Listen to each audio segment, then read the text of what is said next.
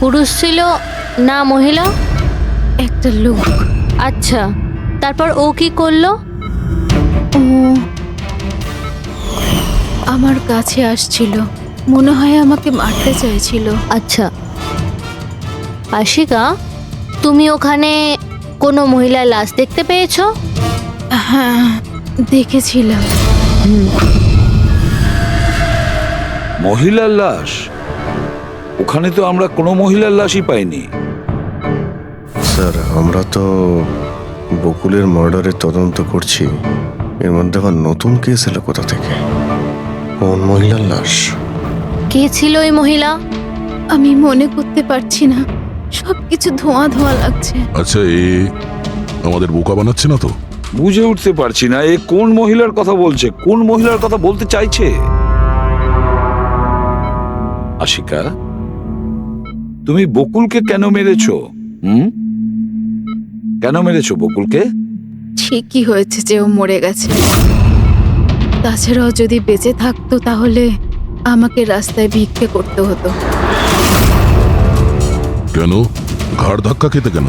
চরিত্রহীন প্রমাণ করতে চাইছিল, ডিভোর্স চাইছিল আমার থেকে। আচ্ছা, ওই মৃত মহিলা, উনি কে ছিলেন? আমি আপনাদেরকে বললাম তো, মনে করতে পারছি না। দেখো আশিকা, আমরা ওখানে কোনো মহিলার লাশ খুঁজে পাইনি। তাহলে সেই লাশটা গেল কোথায়? আমার যখন জ্ঞান ফিরছিল তখন ওই লাশও ওখানে ছিল না। আর ওই যে ফ্লোরেসেন্ট অরেঞ্জ কালারের জ্যাকেট পরা লোকটা? ওটা খুবই অস্পষ্ট আমার কাছে, ওই দরজাতেই দাঁড়িয়েছিল। হতে পারে আমার জ্ঞান হারানোর অপেক্ষায় ছিল।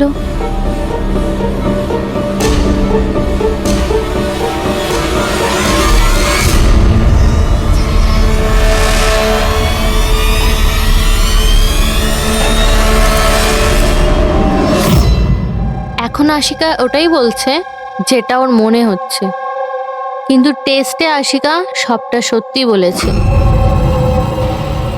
Thank you. ওয়েলকাম। স্যার, ও যদি নার্কো টেস্টে ঠিক বলে তাহলে তো আমাদের ওই মরা মহিলাটা সম্পর্কে জানতে হবে।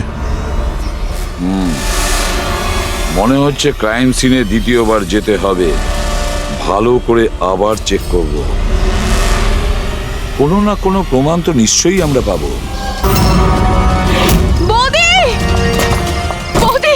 দাদা! আশিকা বৌদি! বৌদি! বৌদি! বৌদি! বৌদি! থ্যাংক গড বৌদি! বৌদি! বৌদি, এইসব হলো কি করে? কে করেছে এইসব? মরে গেছে বকুল, ঝামেলা শেষ। মেরে দিয়েছে, সব শেষ, মেরে দিয়েছি। শুধুমাত্র মেরে দিয়েছি বলেই প্রমাণ হয় না যে ওই বকুলকে মেরেছে। এটাও তো হতে পারে যে ও আরো কিছু বলতে চাইছিল। হ্যাঁ,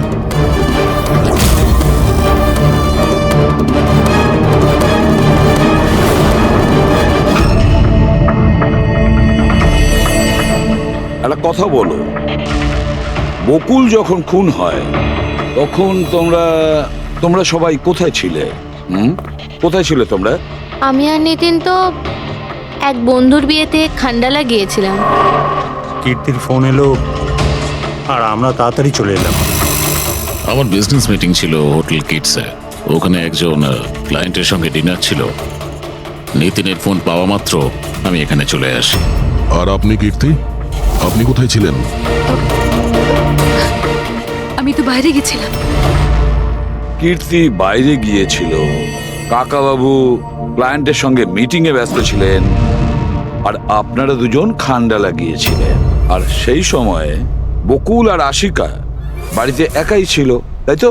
বকুলদারও তো ব্যাঙ্গালোর যাওয়ার কথা হয়েছিল, দাদার 11টার ফ্লাইট ছিল। আর আশিকা বৌদি তো পার্টিতে গেছিল। আপনারা কেউ বাড়িতে ছিলেন না? তাহলে ব্যাঙ্গালোর যেতে গিয়ে বকুল ফিরে এলো কেন? আর এই আশিকা, ও পার্টি থেকে ফিরে এলো কেন? সেটা আপনি কি আশিকা বৌদিকে জিজ্ঞাসা করুন না, যে বৌদি এত তাড়াতাড়ি কি করে ফিরে এসেছিল। বৌদি তো এটা বলে গেছিল যে বৌদি সকালে ফিরে আসবে। ওটা তো আমরা ওনাকে জিজ্ঞাসা করবই। এবার আপনি বলুন যে আপনি কোথায় ছিলেন তখন? আমার মা তো ব্যান্ড্রায় থাকে, আমার মায়ের হঠাৎ ফুড পয়জনিং হয়েছিল, আমি তো মায়ের কাছে ছিলাম আর ওখান থেকে ফিরেছিলাম আমি। বাহ দয়া, প্রতিটা কথা এক্সপ্লেনেশন আছে। যে বকুলের খুনের সময় আমি ওখানে ছিলাম, এখানে ছিলাম, আমি ওখানে গিয়েছিলাম, সবকিছুর ব্যাপারে এক্সপ্লেনেশন আছে। কিন্তু সবাই মন দিয়ে শুনুন একটা কথা, যে সিআইডির কাছে কোনো সত্যি বেশিক্ষণ গোপন রাখা যায় না, সেটা সামনে আসবেই।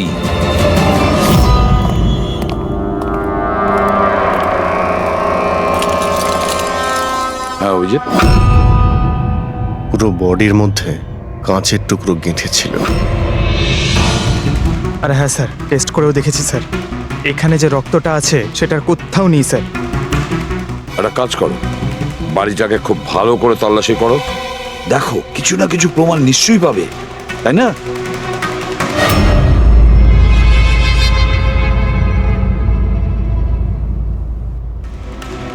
কিছু বললো কি? স্যার, ওর বক্তব্য ওর কিছুই মনে নেই। কিছু মনে নেই? আশিকা, তোমার কি মনে পড়ছে তুমি কীর্তিকে জ্ঞান হারানোর আগে কিছু বলেছিলে? মনে করো। আমার কিছুই মনে পড়ছে না। মনে করার চেষ্টা করো। কীর্তি বলছিল যে বকুলের খুন তুমি করেছো, এরকম তুমি নিজে ওকে বলেছো।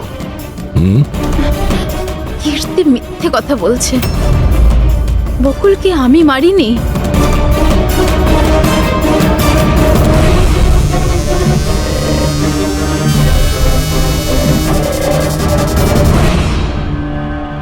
স্যার, এ আবার স্মৃতিশক্তি চলে যাওয়ার অ্যাক্টিং করছে না তো?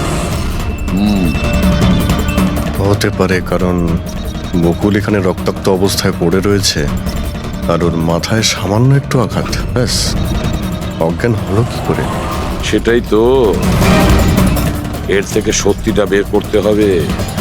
কি করে করবেন স্যার?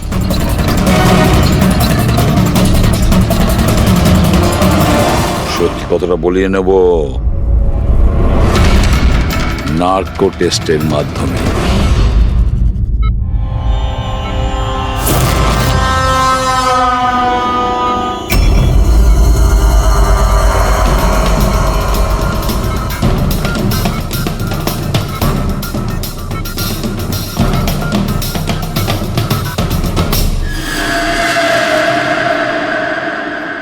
আঠারোই এপ্রিল রাতে যখন পার্টি থেকে বাড়িতে ফেরেন, কি হয়েছিল? আমি বাড়িতে ঢুকলাম, বকুল চিৎকার করছে। তারপর কি হয়েছিল? তারপরে আমি ঘরে গেলাম দেখার জন্য। কি দেখলেন আপনি? আমি গিয়ে দেখলাম যে বকুল ওখানে দাঁড়িয়ে আছে, ওর পিঠ থেকে রক্ত বেরোচ্ছে, আর আমি ওখানে একটা মেয়ের লাশ পড়ে আছে সেটা দেখতে পাই। আমি খুব রেগে গেছিলাম, আর আমি ওখানে পড়ে থাকা একটা কাঁচের টুকরোকে উঠিয়ে নিলাম।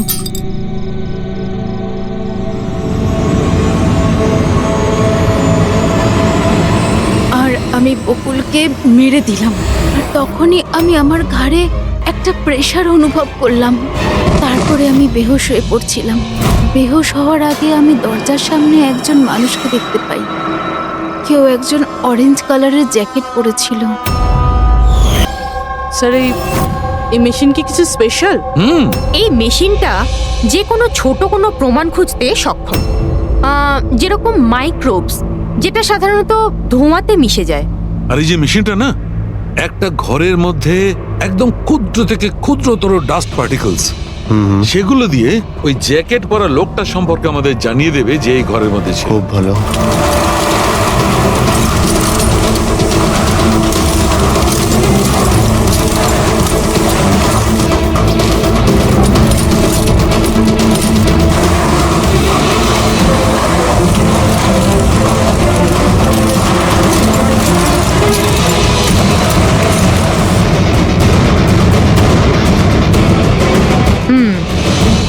এই দেখুন, যেটা আমাদের নজর এড়িয়ে গিয়েছিল সেটাই মেশিনটা খুঁজে দিল।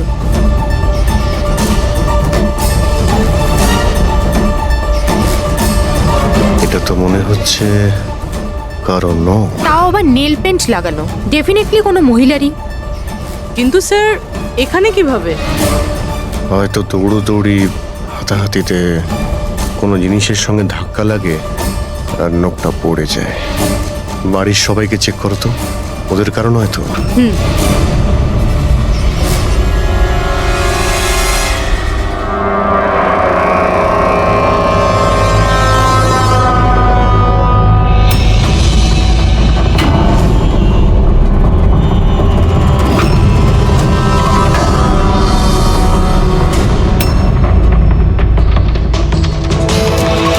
স্যার হ্যাঁ, ওই বাড়ির তো কারণ নয়, হয়তো ওই মহিলার হবে যার লাশ আশিকা দেখেছিল।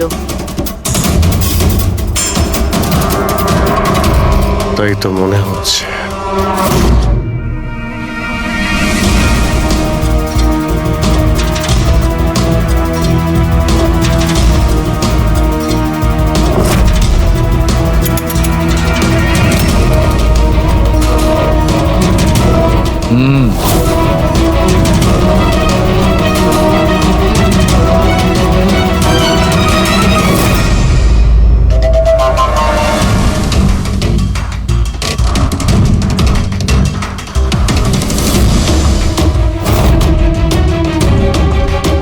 এই ব্যাপার সরকার।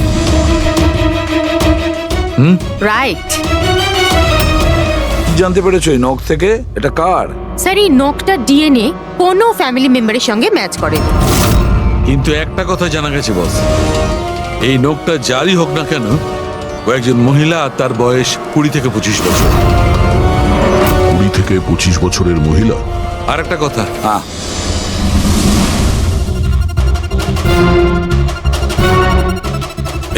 এই যে ছোট্ট ছোট্ট সাদা টুকরোগুলো দেখতে পাচ্ছ, এটা বলতে পারো যে হাই পার্সেন্টেজ অফ নখ থেকে পেয়েছি। এই মেয়েটা ড্রাগ অ্যাডিক্ট ছিল? হ্যাঁ, এটা ওদের পরিবারের কারণ নয়, বাইরের কারণ। স্যার তার মানে যদি কেউ বাইরে থেকে আসে তাহলে কোনো গাড়ি, অটো বা ট্যাক্সি করেই নিশ্চয়ই আসবে। হ্যাঁ, খোঁজ নিয়ে দেখতে হবে রিক্সাওয়ালা, ট্যাক্সিওয়ালা বা ওদের মতো কেউ ওই মহিলাকে বাড়িতে ছেড়ে দিয়ে এসেছিল কিনা। স্যার ওই আশিকা বলছিল কোনো সাফাই কর্মী অরেঞ্জ কালারের জ্যাকেট পরেছিল ওখানে। বেহুশ হওয়ার আগে আমি দরজার সামনে একজন মানুষকে দেখতে পাই, কেউ একজন অরেঞ্জ কালারের জ্যাকেট পরেছিল। ও কে, কোথা থেকে এসেছিল, কোথায় উধাও হয়ে গেল, ওর ব্যাপারে খোঁজ নিতে হবে। স্যার যত ড্রাগ পেডলার্স আছে ওদের কাছে জানতে হবে যে কত মহিলা এই হাই ডোজের ড্রাগস নেয়। অভিজিৎ, একটা কাজ করো, রিক্সাওয়ালা আর ট্যাক্সিওয়ালার কাছে খোঁজ নাও যে ওনাকে বাড়িতে ছেড়ে দিয়ে এসেছিল কিনা, আর মিসিং পার্সনস রিপোর্ট চেক করো।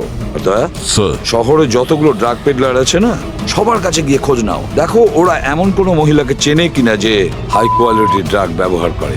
আর আমরা গিয়ে ওদের বাড়ির লোকের সঙ্গে কথা বলি, দেখা যাক ওরা কোথায় যায়, কি করে ওই ঘটনার সময়।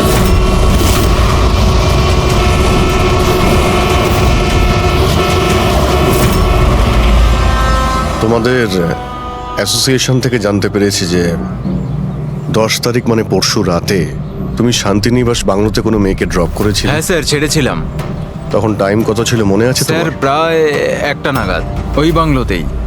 স্যার ও নেশার ঘরে ছিল আর বারবার ওর স্বামীকে গালি দিচ্ছিল। আচ্ছা, হ্যাঁ স্যার।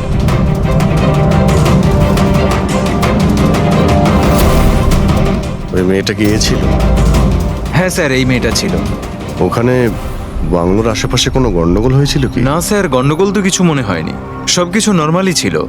আর একটা গাড়ি দাঁড়িয়ে ছিল, একটা বাইক আর একটা গার্বেজ ভ্যানও ছিল। Garbage van? হ্যাঁ sir. Sir sir sir sir sir sir আমিও পরশুদিন একজন মেয়েকে শান্তিনিবাস বাংলোর কাছে নামিয়েছিলাম। কটার সময়? স্যার সম্ভবত 12:30 নাগাদ। আর তুমি একটা সময় নামিয়েছিলে? হ্যাঁ স্যার। আচ্ছা দেখো তো সেটা কি এই মেয়েটা? না না স্যার, এই মেয়েটা তো নয়। তাহলে একে তুমি 1টার সময় নামিয়েছিলে আর 12:30টার সময় যে মেয়েটাকে তুমি নামিয়েছিলে তাকে আবার দেখলে তুমি চিনতে পারবে? একদম স্যার, নিশ্চয়ই চিনে ফেলবো। গুড, চলো। তোমাদেরকে যে যে প্রশ্ন করব তার সঠিক উত্তর আমার চাই। তুই যদি কেউ মিথ্যে বলো না তাহলে ভীষণ মুশকিলে পড়ে যাবে, বুঝেছো? স্যার মিথ্যে কথা বলে কেন নিজেদেরকে বিপদে ফেলবো? হ্যাঁ, তাহলে বলো, যেদিন বকুল খুন হয়েছিল সেদিন কি চেতন তোমার হোটেলে ছিল? হ্যাঁ স্যার, উনি হোটেলেই ছিলেন আর উনি সব সময় ক্লায়েন্টের সাথেই ছিলেন। উনি ক্লায়েন্টের সাথে ডিনারও করেছেন। আচ্ছা, ঠিক আছে। তোমাদের ক্লায়েন্টদের ডিটেলস চাই আমার, আর সেদিনের সিসিটিভি ফুটেজও। শিনা, কীর্তির মায়ের ফুড পয়জনিং কেন হয়েছিল? খাবারে কি মিশিয়েছিলে? আমি কিচ্ছু মেশাইনি। আন্টি তো বাইরে গেছিলেন। যখন যখন উনি ফিরে এসেছিলেন ওনার শরীরটা ভালো ছিল না। স্যার নিতিন আর সিয়া দুজনে সারাদিন বিয়েতেই ছিল। জিজ্ঞেস করার আগে বলছো, মুখস্থ করে এসেছো নাকি? না ম্যাম, যেটা সত্যি সেটাই বলছি। 11টার সময় ফাংশন শেষ হয়ে গেছিল। এরপরে বাকি রইল নিতিন আর শিয়া। ওরা কোথায় গিয়েছিল? স্যার ওরা মনে হয় নিজেদের রুমে চলে গেছিল।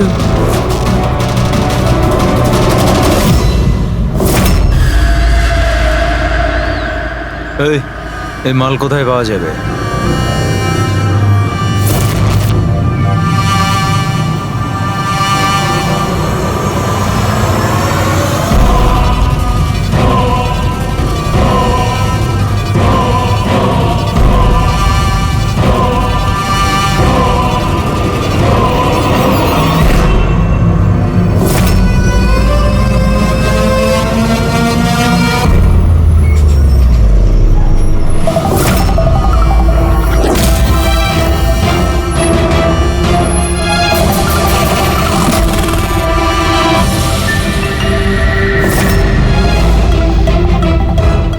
মাল চাই, পেয়ে যাবি। কতটা চাই আর পেমেন্ট কিভাবে করবি? পেমেন্ট মাল ব্যবহার করার পরে। মাল ব্যবহার করার পর দেখ, পালানোর ব্যাপারে না চিন্তাও করিস না। আমার কাছে সমস্ত ক্লায়েন্টের ঠিকুজি কুষ্টি আছে, আর ওই কুষ্টিতে লেখা আছে আমার ক্লায়েন্ট ওভারডোজে মরবে, নয়তো আমার বন্দুকের গুলিতে। কিন্তু তোর কুষ্টিতে লেখা আছে জেল যাওয়া।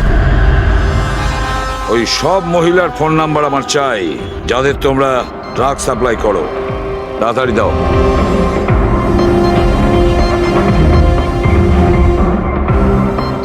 পুরবি, দেখো তো একটু কল করে এই সব নম্বরে। দেখো কেউ আবার উধাও হয়ে যায়নি তো।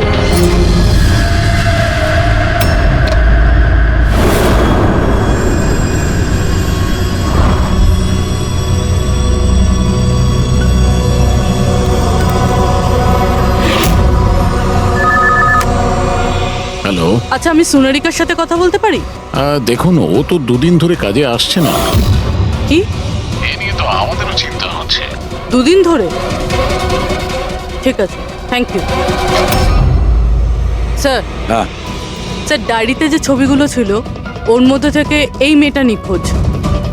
এই মেয়েটার নাম সোনারিকা, আর এ একটা বারে কাজ করে। ও, দুদিন কাজে যায়নি। একে দেখে বলো তো, এ কি তোমার ক্লায়েন্ট ছিল? হ্যাঁ স্যার। তুমি কি এই মেয়েটাকে নামিয়েছিলে? হ্যাঁ স্যার, এই ছিল, এই মেয়েটাই। আশিকা নিশ্চয়ই একে দেখেছিল। বকুলের ফ্যামিলির সবাইকে ভেতরে নিয়ে এসো। একটু মন দিয়ে দেখুন এই ফটোটা। এই সেই মেয়েটা যার লাশ আপনাদের ঘরে পাওয়া গেছে। আপনারা চেনেন নাকি? হ্যাঁ না স্যার। আমি দেখেছি স্যার, বকুল তার সাথে 2 মাস আগেই। বকুলের সঙ্গে দেখা হয়েছিল 2 মাস আগে? কোথায় দেখেছিলেন? একটা হোটেলের বাইরে। আর দাদা বলেছিল ইনি দাদার ক্লায়েন্ট। স্যার, কোনো ড্রাগ অ্যাডিক্টেড বারে কাজ করা কোনো মহিলার সঙ্গে বকুল ছিল, আর এনাদের বলেছে ওই মহিলা ওর ক্লায়েন্ট। কেন কেন মিথ্যে বলেছে ও?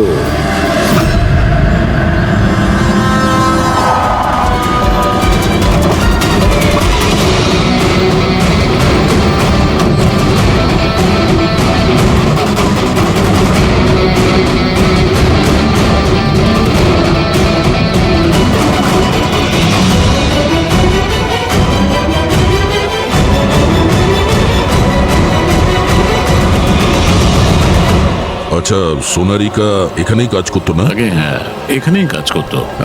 আপনারা কি? সিআইডি। সোনারিকা খুন হয়ে গেছে। সে কি? এই জন্যই দুরাত্রির ধরে ও কাজে আসছে না। হ্যাঁ, কিন্তু আমরাও লাশটা পাইনি। আর সাথে সাথে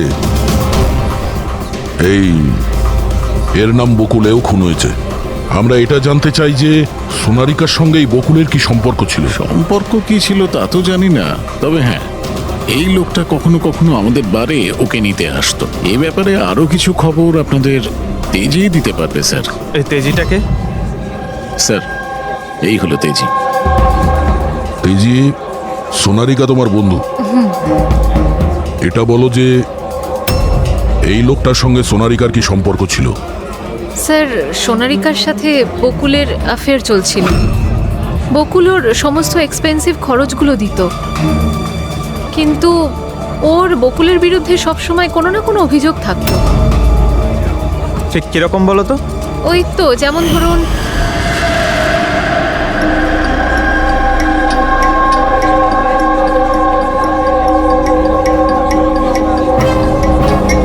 সোনারিকা, কি হয়েছে? আমি বকুলের সাথে এই সম্পর্কটা আর কন্টিনিউ করতে পারবো কিন্তু না। কেন, কি হয়েছে? না এই সম্পর্কটা রেখে আমি কোনো টাকা পয়সা পাচ্ছি না, ওই বকুল নিজের বউকে ডিভোর্স দিচ্ছে। কিছু একটা করতেই হবে। কি করবি তুই? ব্ল্যাকমেল। কি? আমি ওকে ব্ল্যাকমেল করব যে আমাকে এই নাটকটা করতে বাধ্য করেছে। তাহলে কেউ সোনারিকাকে টাকা দিচ্ছিল বকুলের সাথে ভালোবাসার নাটক করার জন্য? মাস্টারমাইন্ড তাহলে অন্য কেউ? হ্যাঁ, আর ওই মাস্টার মাইন্ডই প্ল্যান করে এই সোনারিকা আর বকুলকে মেরে দিয়েছে। কিন্তু আশিকার ওখানে আসা প্ল্যানের মধ্যে ছিল না। বুঝে উঠতে পারছি না যে এই বকুল নিজের ফ্লাইট ছেড়ে বাড়ি কেন ফিরে আসলো। আর স্যার, খুনি যদি বকুলের গার্লফ্রেন্ডকে মারতেই চেয়েছিল তাহলে অন্য কোথাও মারতে পারতো, ওই বাড়িতেই কেন মারতে গেল? হতে পারে খুনি প্রথম থেকেই জানতো যে বকুলের বাড়িতে কেউ নেই, সেই কারণে ও মিথ্যে কথা বলে সোনারিকাকে ওখানে ডেকেছে, আর সেই সময় বকুল আর আশিকা ওখানে পৌঁছে গেছে। এটা হতে পারে, কিন্তু স্যার, লাশটাকে ঘরের বাইরে কোথায় নিয়ে যেতে পারে আর কিভাবে? কারণ বকুলের বাড়ির সমস্ত গাড়ি তো আগে থেকেই বাইরে ছিল। উনি যদি চাইতো তাহলে লাশটাকে টুকরো করে সুটকেসে নিয়ে যেতে পারতো, বা লাশটাকে টুকরো করে প্লাস্টিকে ভরে ডাস্টবিনেও ফেলে দিতে পারতো। ওই যে ডাস্টবিনগুলো আছে না বাইরে। হ্যাঁ স্যার, একটা গাড়ি দাঁড়িয়ে ছিল, একটা বাইক, একটা গার্বেজ ভ্যানও ছিল। কি? রাত্রি 1টার সময়? রাত্রি 1টার সময় বাংলোর বাইরে ময়লার গাড়ি দাঁড়িয়ে ছিল? তার মানে স্যার এই খুনটা প্ল্যান করা ছিল। খুনি গার্বেজ ভ্যান নিয়ে এসেছিল লাশটাকে সরিয়ে ফেলার জন্য। আর স্যার, এই ফ্লুরোসেন্ট অরেঞ্জ কাপড় গার্বেজ ভ্যানের লোকেরাই তো পরে। স্যার, হ্যাঁ, চেতন যেই কোম্পানির বিজনেস ডিনারে গিয়েছিল, এই নামে কোনো কোম্পানিই নেই। আমার বিজনেস মিটিং ছিল হোটেল কিডসে। আর কীর্তির মা বাইরের কিচ্ছুই খায়নি। আমার মা ব্যান্ড্রয় থাকেন। মায়ের হঠাৎ করে ফুড পয়জনিং হয়েছিল, আমি তাই মায়ের কাছে আবার একবার ফুড পয়জন হোক কেমন? ঠিক আছে, এটাও জানা দরকার যে যে রাতে বকুল আর ওই মেয়েটা খুন হয়েছে, ওই রাতে খান্ডালা থেকে কোনো ট্যাক্সি বা প্রাইভেট কার বাংলোতে এসেছে।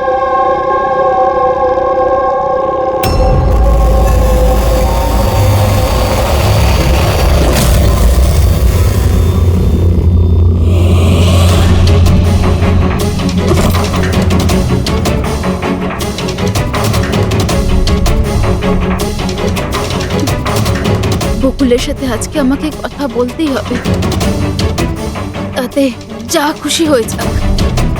বকুলের সাথে কথা বলতেই হবে।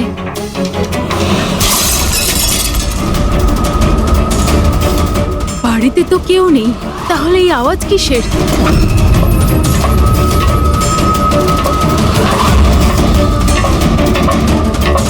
কীর্তি,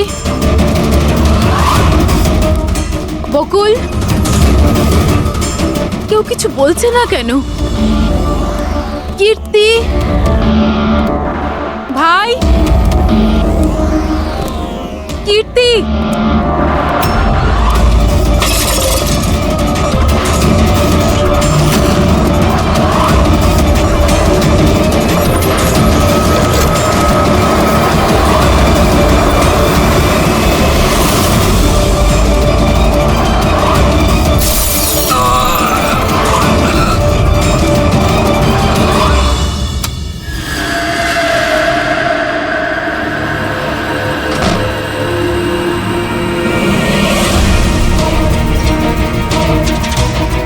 দাদার সুটকেস?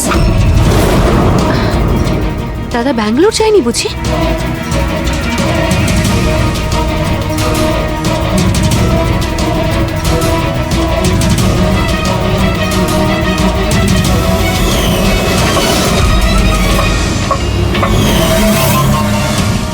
বৌদিও ফিরে চলে এসেছে।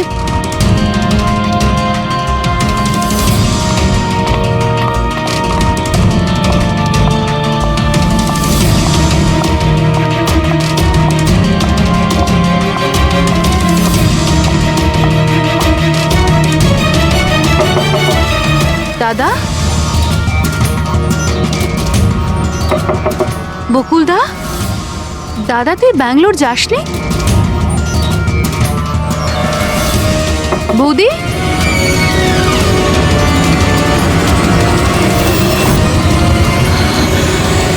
দাদা! দেখো কীর্তি, এটা খুনের ব্যাপার। আরো একবার ভেবে নাও, তুমি যে কথাগুলো বলছো সেগুলো সত্যি?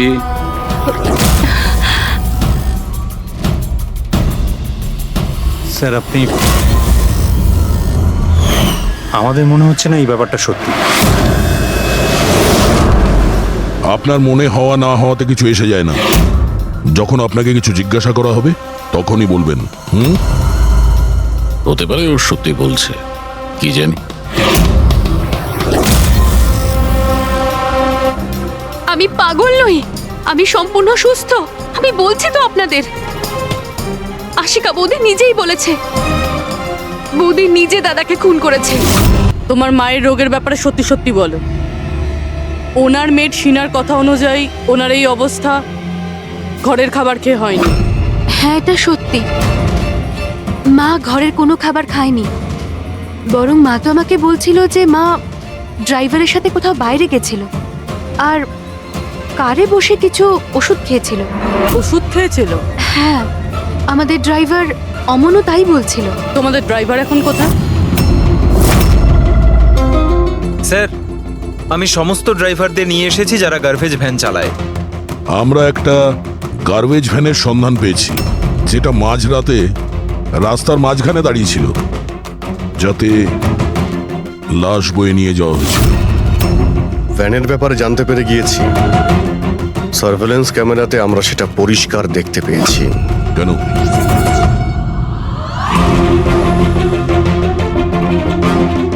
তুমি না ওই ভ্যানের ড্রাইভার? না না স্যার, আমি কিছুই জানি না। আমার ভাই নিয়ে গেছিল এই ভ্যানটাকে, আর এবারে ও সেটাকে কোথায় নিয়ে গেছিল, কেন নিয়ে গেছিল, আমাকে কিছুই বলেনি ও স্যার।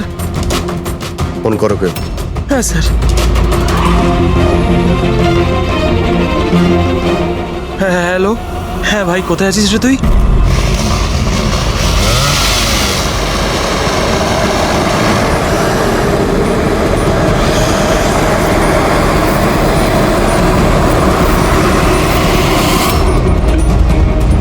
কি ভাই, কেমন আছেন?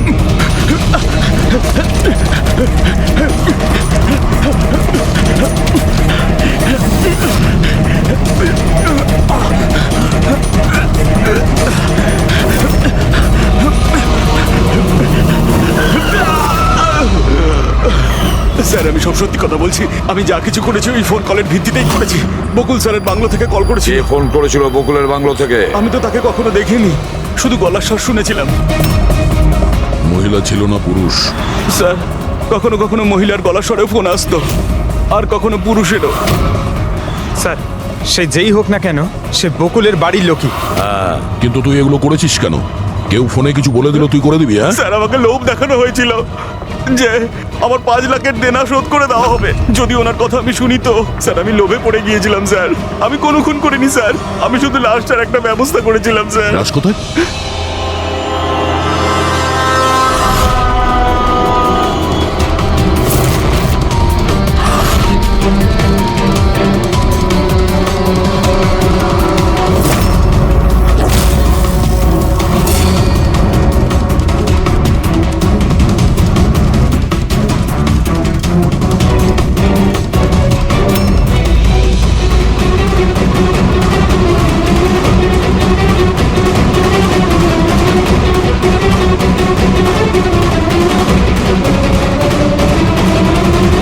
না, এই মেয়েটার গলা টেপা হয়েছে আর তাতেই ওর মৃত্যু হয়েছে।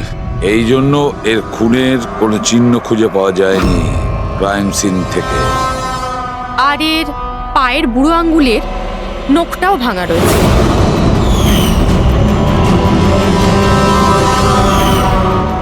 আর ডক্টর এগুলো কি? এই যে হলুদ হলুদ দাগ, এটাই তো এই কেসের সবচেয়ে বড় সূত্র। চলুন সবাই দাঁড়িয়ে যান। দাঁড়ান। আর কত জিজ্ঞাসাবাদ করবেন আপনারা? সবই তো বলে দিয়েছি আমরা। এবার আর কোনো জিজ্ঞাসাবাদ করব না। হ্যাঁ, আপনাদের প্রত্যেকের নার্কো টেস্ট হবে।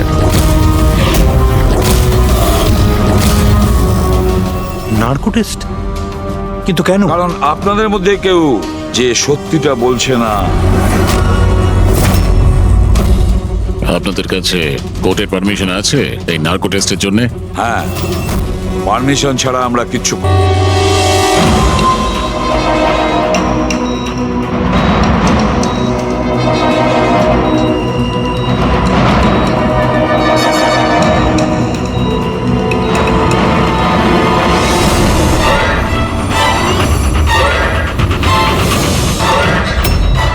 ঘুম আসছে? যা আমি আপনাকে বলবো তার সঠিক সঠিক উত্তর দেবেন, ঠিক আছে? সোনারিকাকে আপনি চেনেন? হ্যাঁ। বকুলের যে অ্যাফেয়ার ছিল ওর সাথে, এটাও জানতেন আপনি? হ্যাঁ, আমার দুজনকেই সন্দেহ হতো। তাহলে আশিকাই ওকে খুন করেছে? আশিকা তো সোনালিকাকে চিনতই না, তাহলে খুন কি করে করবে? আপনার এখন ঘুম পাচ্ছে? সোনারিকাকে আপনি চেনেন? না।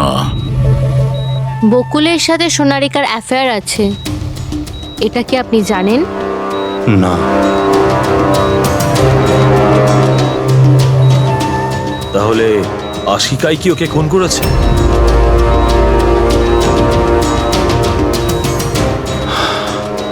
আশিকা সোনালীকে চিনত, আর এই আশিকাই বকুল আর সোনালীকে খুন করেছিল। ও নিজেই এই খুনের ষড়যন্ত্রটা রচনা করেছিল।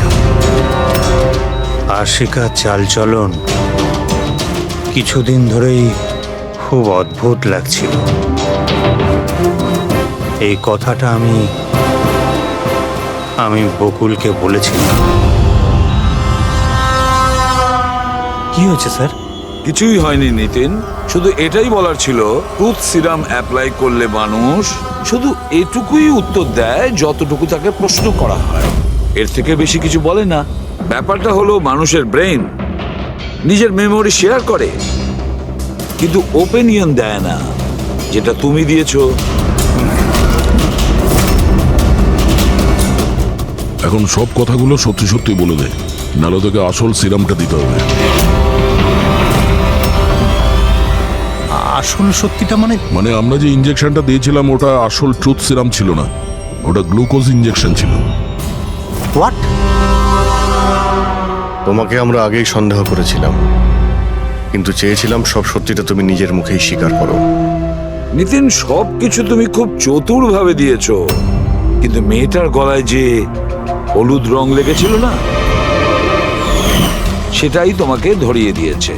সেই হলুদ যেটা বিয়ের সময় তোমার হাতে লেগেছিল। এই যে হলুদ রঙের পার্টিকেলস গুলো দেখতে পাচ্ছ, এগুলো আসলে হলুদ, আর এই হলুদের সঙ্গে আটা আর তেল মেশানো হয়েছিল। আটা, তেল আর হলুদ। মুখে কোনো হলুদ নেই, শুধু এইখানে, এই গলার কাছে। কোথা থেকে আসতে পারে এই হলুদ? স্যার শিয়া বলছিল যে ওরা খান্ডালা গেছিল বিয়ের জন্য, আর ওখানে গায়ে হলুদের অনুষ্ঠানে যুক্ত হয়েছিল। বকুল 500 কোটির রাজত্ব চালাতো, সেই রাজত্ব যেটা আমি তৈরি করেছিলাম, কিন্তু আমাকেই ওই রাজত্ব থেকে বার করে দেওয়ার চেষ্টায় ছিল। ওর সঙ্গে তুমি কথা বলতে, ওকে বোঝাতে। কথা বলার অনেক চেষ্টা করেছিলাম স্যার, অনেকবার চেষ্টা করেছিলাম, কিন্তু ও শুনতো তবে না। ভাই ছিল আমারও, আমি কখনো মারতে চাইনি ওকে, কিন্তু পুরো রাজত্বটা নিজের নামে করতে চাইছিল। সেজন্য আমি একটা প্ল্যান করলাম। কি প্ল্যান করেছিলে? বকুল আর আশিকার প্রায় প্রতিদিনই ঝগড়াঝাটি হতো। ও আশিকাকে ছেড়ে দিতে চাইছিল। আমি সোনালীকে টাকার লোভ দেখালাম, আর ওকে বললাম যে বকুলের সাথে মিথ্যে ভালোবাসার নাটক করে যাক। আর একদিন সময় হলে ওকে বিয়েও করে নিক। আসলে আমি এই সোনালীর মাধ্যমেই আমার হারানো রাজত্ব ফিরে পেতে চাইছিলাম। কিন্তু ওকে কেন মেরে দিলে? ও তো তোমার সঙ্গই দিচ্ছিল। সেটা প্রথমে স্যার, কিন্তু পরেও আমাকে ব্ল্যাকমেল করা শুরু করলো। আর সেই জন্যই তুমি মেয়েটিকে কায়দা করে বাড়িতে ডেকে নিয়েছো। হ্যাঁ স্যার, সেই রাতে আমি এমন সিচুয়েশন ক্রিয়েট করলাম যাতে কি সমস্ত লোক বাড়ির বাইরে থাকে। আমি ও ওয়াইফকে নিয়ে খান্ডালা চলে গেলাম, আর যেই আমার ওয়াইফ ওষুধ খেয়ে শুয়ে পড়লো, আমি সঙ্গে সঙ্গে ট্যাক্সি নিয়ে এখানে চলে এলাম, আর আমনকেও ডেকে নিলাম। সোনালীর ঘরে পৌঁছতেই, দেখো সোনালী, আমার কথাটা বোঝার চেষ্টা করো। যদি এই মাঝপথে তুমি আমার সঙ্গটা ছেড়ে দাও, তো আমার পুরো প্ল্যানটা বানচাল হয়ে যাবে। হয়ে যাক তোমার সব প্ল্যান বানচাল, আমার কিচ্ছু যায় আসে না তাতে। আর এমনিতেও ওই বকুলের প্রতি আমার কোনো ইন্টারেস্ট নেই। আমি ওকে ভালোবাসি না, আর ওকে বিয়েও করতে চাই না।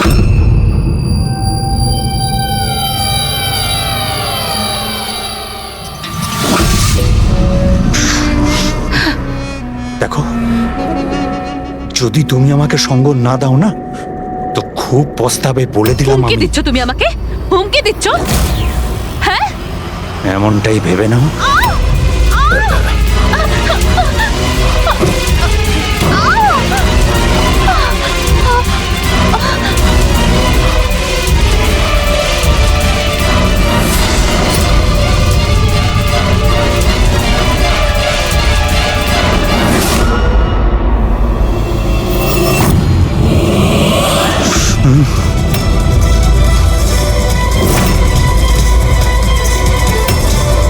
দাদা, বকুল, এটা কি করলে তুমি? না না, এই সোনালী আমাকে ফাঁসানোর চেষ্টা করছে। আমি পুলিশকে ফোন করব, আমি এক্ষুনি ফোন করছি। বকুল!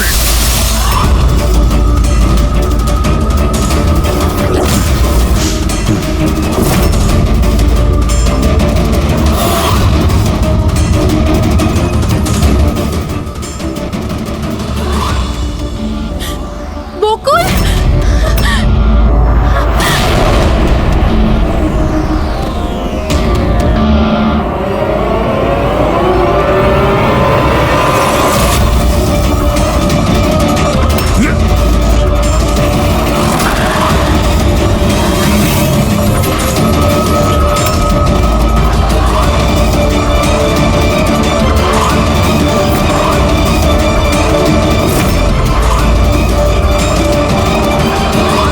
আমি অমনকে ফোনে প্রথমেই বলে দিয়েছিলাম সোনালীর লাশটা একেবারে সরিয়ে ফেলতে, আর ও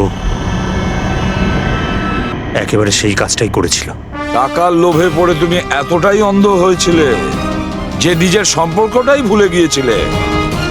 নিজের ভাইয়ের প্রাণটা নিয়ে নিয়েছো, আর তার উপরেও নিজের সঙ্গী মেয়েটিকেও খুন করলে তুমি। আইন তোমাকে কোনোদিন ক্ষমা করবে না।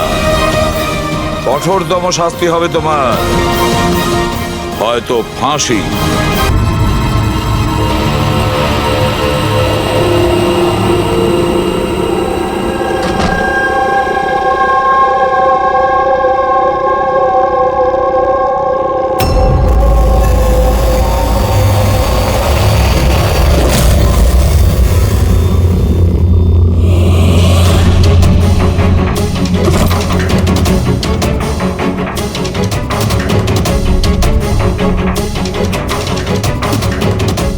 বকুলের সাথে আজকে আমাকে কথা বলতেই হবে। তাতে যা খুশি হয়ে যাক, বকুলের সাথে কথা বলতেই হবে।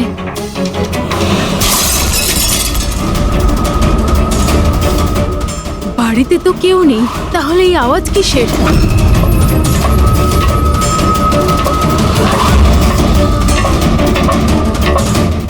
কীর্তি, বকুল, কেউ কিছু বলছে না কেন? কীর্তি ভাই, কীর্তি।